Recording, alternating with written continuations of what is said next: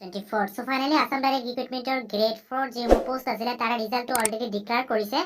যদিও হিমন্ত বিশ্ব শৰ্মা ছাৰে অৰ্থাৎ আমাৰ সিএম ছাৰে যদিও অহাকালি অৰ্থাৎ 18 তাৰিখে দিয়াৰ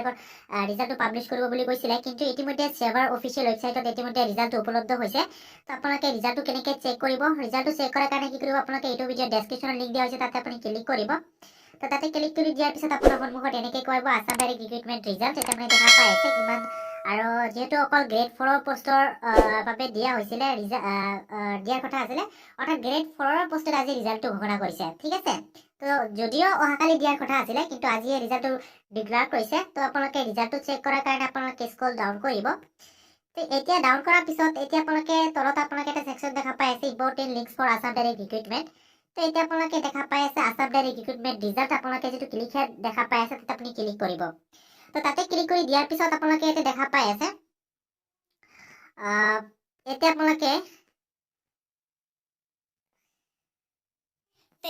দেখা পাই আছে results of the written examinations of state level recruitment commissions এটা আপুনি দেখা পাইছে ক্লাছ 4 ৰ কাৰণে দিয়া হৈছে যেটো আমাৰ এক্সাম অনুষ্ঠিত হৈছিল 21 আগষ্টৰ 2022 ঠিক আছে তো এতিয়া আপোনালোকে দেখা পাইছে দুটা ক্যাটাগৰী দিয়া আছিল এটা আছিল আপোনালোকৰ ক্লাছ 10 লৈকে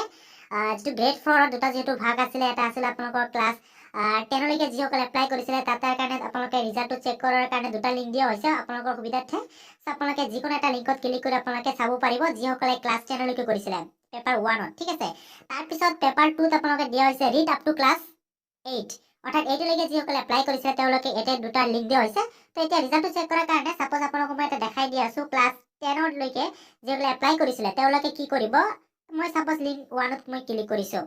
তো লিংক 1 ত ক্লিক কৰি দিয়াৰ পিছত এতিয়া আপোনালোকে লগইন কৰিব লাগিব এপ্লিকেশনছ নাম্বাৰ আপোনালোকে যেটো পাসওয়াৰ্ড হয় এই পাসওয়াৰ্ডটো দিয়াৰ পিছত আপোনালোকে কি কৰিব আপোনালোকে লগইন বাটনটোত আপোনালোকে ক্লিক কৰিব তো যেতিয়া আপোনালোকে লগইন বাটনটো ক্লিক কৰিব আপোনাৰ ৰিজাল্টটো ডাউনলোড হৈ যাব ঠিক আছে অৰ্থাৎ আপুনি কোৱালিফাইড হৈছে নে আপোনালোকে এটো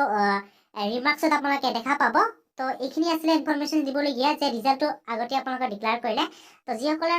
কোৱালিফাইড হৈছে তেওঁলোক সকলোকে মই কংগ্ৰেচুলেশ্যন জনাইছো এইখিনি আছিল ইনফৰমেশন দিবলগীয়া আই হোপ আপোনালোকে ভিডিঅ'টো ভাল পালে যদি ভিডিঅ'টো ভাল লাগে লাইক কৰিব চেনেল সাবস্ক্ৰাইব কৰিব